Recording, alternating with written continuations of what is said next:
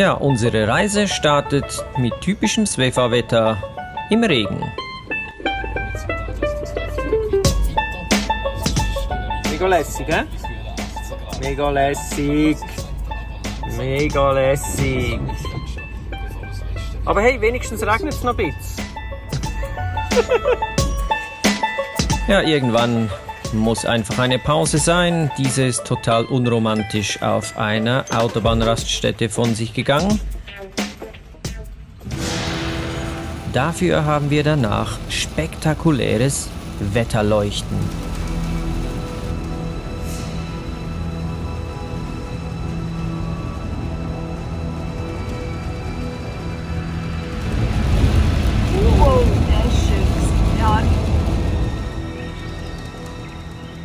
Ja, die erste Nacht auf dem Weg nach Österreich haben wir auf einem normalen Parkplatz verbracht. Danach geht's am Chiemsee vorbei Richtung Salzburg.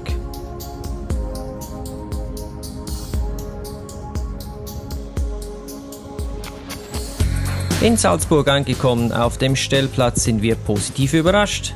Er ist riesig und bietet wirklich alles, was der Camper so braucht.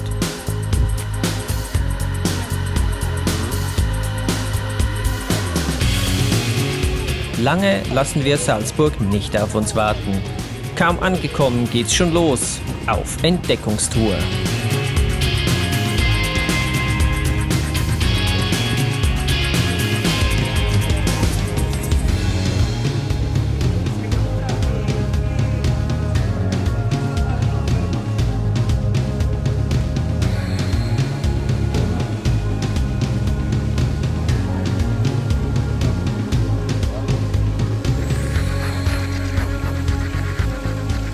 Ja, und in dieser Stadt ist einer allgegenwärtig. Nicht der Mann auf der goldenen Kugel, sondern Mozart.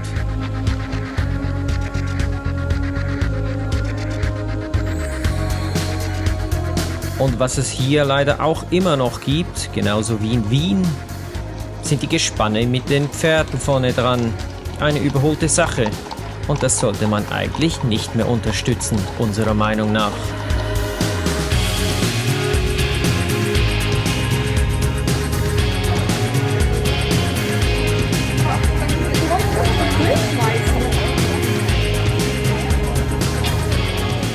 Leckerer Kaffee lockt an jedem Café.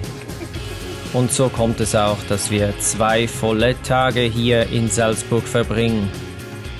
Und am nächsten Tag etwas Spezielles mitbekommen.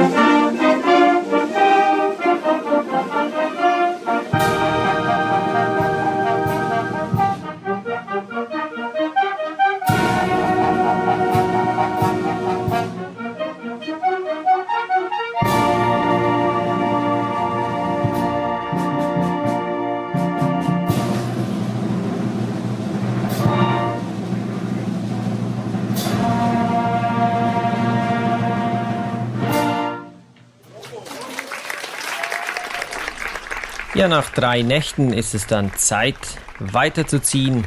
Nach so viel Stadt tut ein bisschen Natur wohl gut.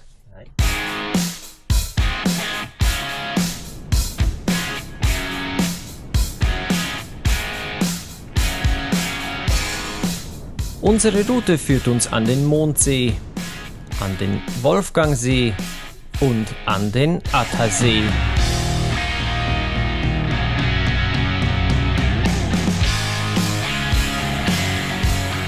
Eine wirklich schöne Strecke, die unbedingt zu empfehlen ist.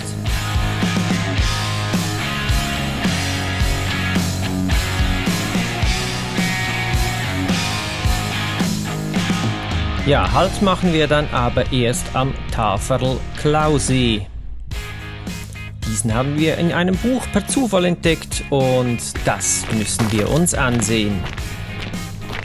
Es soll eine Idylle pur sein.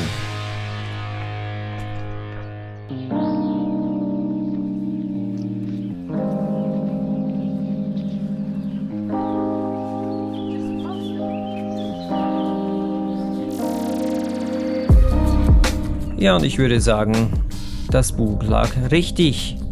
Wir verbringen ein paar erholsame Stunden an diesem wunderschönen See.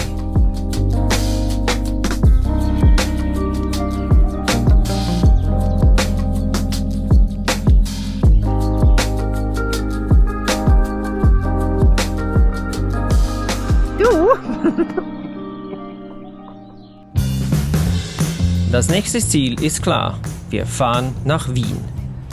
Wir lieben Wien und kennen Wien schon, aber wir waren noch nie mit dem Camper da. Nun, in Wien waren nicht nur die Straßen voll, sondern auch schon der Stellplatz. Und so kam es, dass wir hier auf diesem Campingplatz für 2 Nächte eine Bleibe gefunden haben. Der Campingplatz heißt Seecamping Masai Mara und wir würden sofort wiederkommen. Und das nicht nur wegen den Spielzeugen, die es hier zu testen gibt.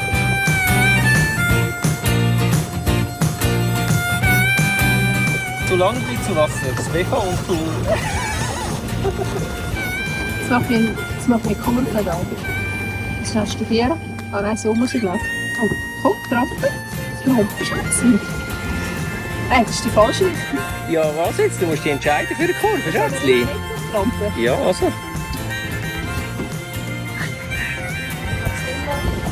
Sehen wir da diese Einzelne. Du musst steuern. Ja, ich kann es noch nicht so weit. Kommt dann schon noch. Schau am Steuer. Also so, ne? Wir haben das Gefährt gewechselt und ja, das funktioniert nicht und wir sind ohne Paddel los und jetzt sind wir lost auf dem See. So, das ist das Ding hier. Ja, jetzt treiben wir Ein bisschen sein. lost auf dem See. Aber er bringt uns da ein Paddel, vielleicht, haben wir Glück. Paddel ist am Start. Und Fabian... Weißt du was? Das ist so wenig tief. Kannst auch abstehen. Ui, hey.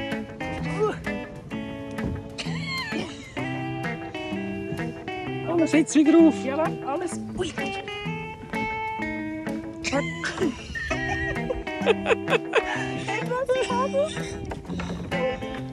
Mach einfach kein Seil. So, So, jetzt können wir Fürsche machen. Es geht voran.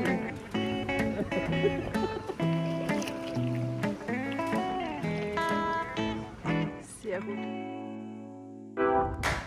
2 Tage später als geplant sind wir dann doch noch in Wien auf den Stellplatz gekommen. Dieser ist noch viel größer als der in Salzburg, bietet aber genau denselben guten Service.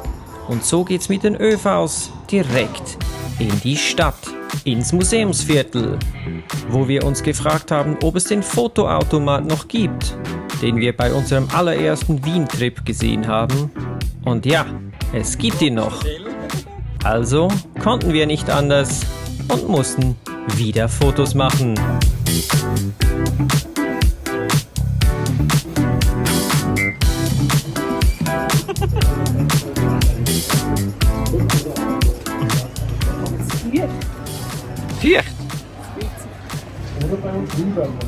Schmückt, wie es muss schmücken. Zeig mal. Oh, ja. Nach verfaulten Eiern. Ui, nein. Dann ging es noch ins Museum, und zwar ins Museum der Illusionen. Bewegt sich das oder bewegt es sich nicht? Ist das gleich groß oder doch nicht? Und was ist das? Ui.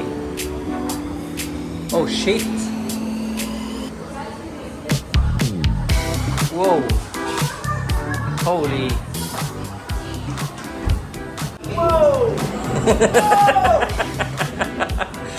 Ui, nein. Wenn du beim letzten hast du früher auf den Kindern, es dreht sich alles. Nein, das ist ja Oh ja. nicht sicher, es dreht sich. Nein, es dreht sich.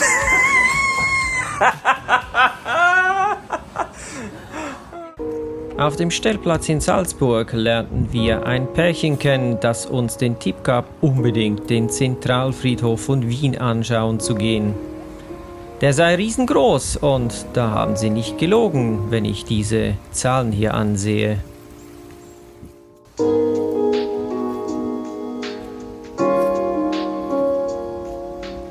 Von gotisch bis ganz normal.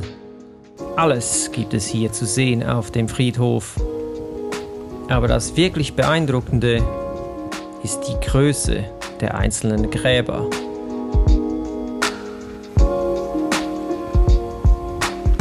Ja, und die Kutschen, die gibt's leider auch hier.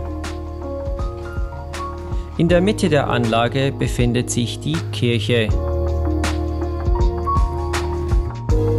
Diese hat Symbole aus allen Religionen und ist wirklich wunderschön.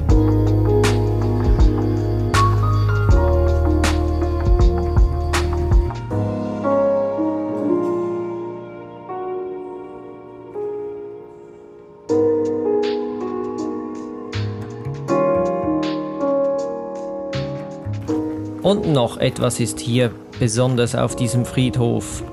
Auch Berühmtheiten liegen hier, zum Beispiel Falco.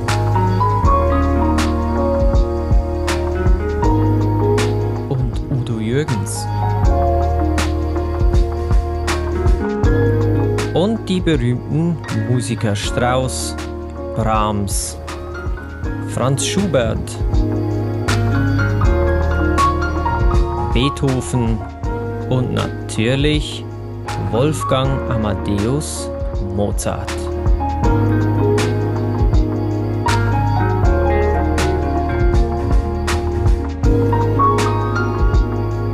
Wien verabschiedet uns dann mit einer wunderschönen Lichtshow und nach 4 Nächten auf dem Wiener Stellplatz wollen wir den Neusiedlersee noch sehen.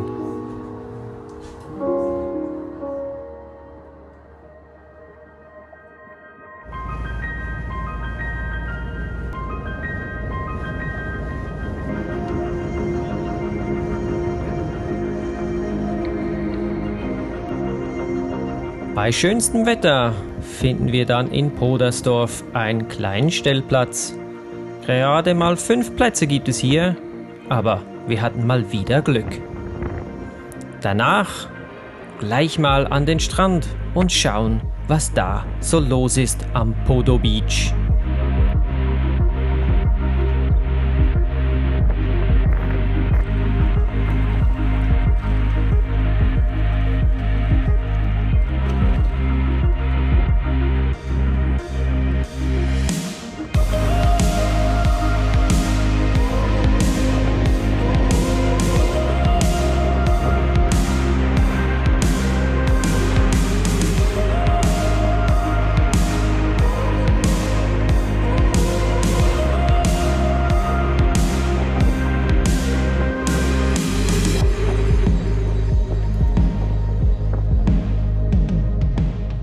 Nach einer ruhigen Nacht geht die Fahrt weiter über die Landstraße.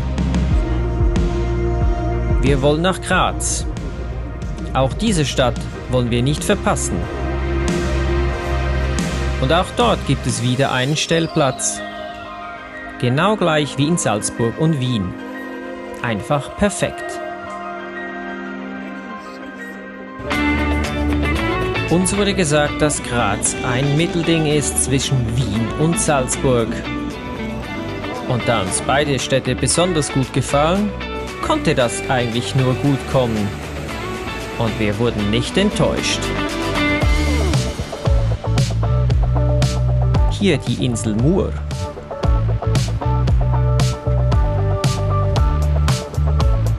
Und das Kunsthaus ist etwas ganz Spezielles mit seinem speziellen Dach. Das wollen wir auch noch von oben sehen und deshalb geht es hoch hinaus.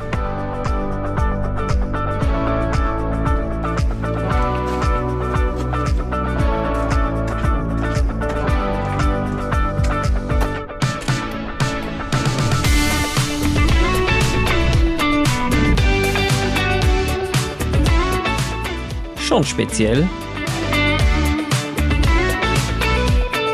Das Wahrzeichen von Graz. Der Uhrenturm hinter uns und die tolle Aussicht hier. Auch eine Bahn gibt es, wenn man lieber nicht zu Fuß hier hochgeht. Aber wir sind ja sportlich genug und deshalb geht's schnell wieder runter. Doch das führt zu einem Problem. Okay, wir brauchen einen Kaffee. Und ein bisschen Kuchen. Das heisst Kuchen. Mehlgebäck oder sowas. Das hört sich mir bayerisch an. Unweit von Graz entfernt gibt es noch das Arnold Schwarzenegger Museum. Dieses befindet sich in dem Geburtshaus von Arnold und ist wirklich eine Reise wert. Man kann sein Kinderbett sehen, wo all seine Träume angefangen haben, die Original-Schulbank und seine ersten Hanteln. Außerdem gibt es natürlich vieles auch über seine Zeit als Gouverneur zu sehen und natürlich auch seine Karriere im Filmbusiness. Und jetzt geht's los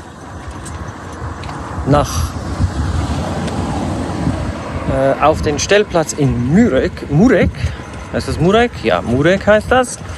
Weil wir haben heute Morgen erfahren, als wir von Graz weggefahren sind, es gibt eine Bonuskarte und die haben wir praktisch voll. Das heißt, wir bezahlen nur noch eine Nacht und kriegen dann eine Nacht geschenkt.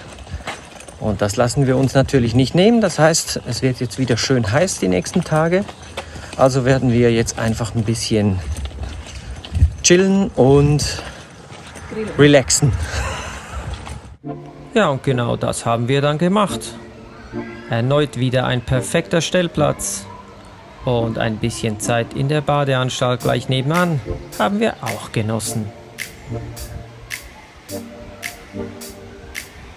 Nach einer erholsamen Zeit geht es dann auf eine Straße, wo ich mich schon die ganze Zeit darauf gefreut habe.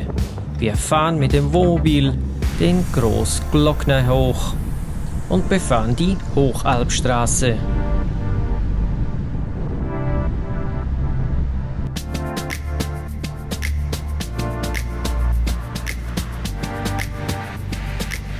Bei perfektem Wetter bringen wir 36 Kehren hinter uns und stehen dann schlussendlich auf 2500 Meter. Was für eine Aussicht!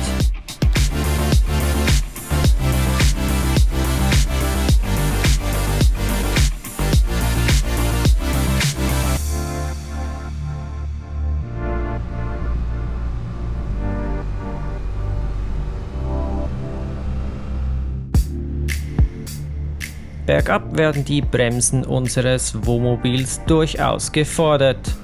Es empfiehlt sich, langsam runterzufahren. Das kann man aber auch gut machen, weil man muss sowieso immer wieder anhalten, um die Aussicht zu genießen. Danach kommen wir in Kaprun an, unser letzter Halt, bevor wir nach Hause kommen. Und ja, die Reise hört auf, wie sie begonnen hat, mit Regen. Tschüss zusammen.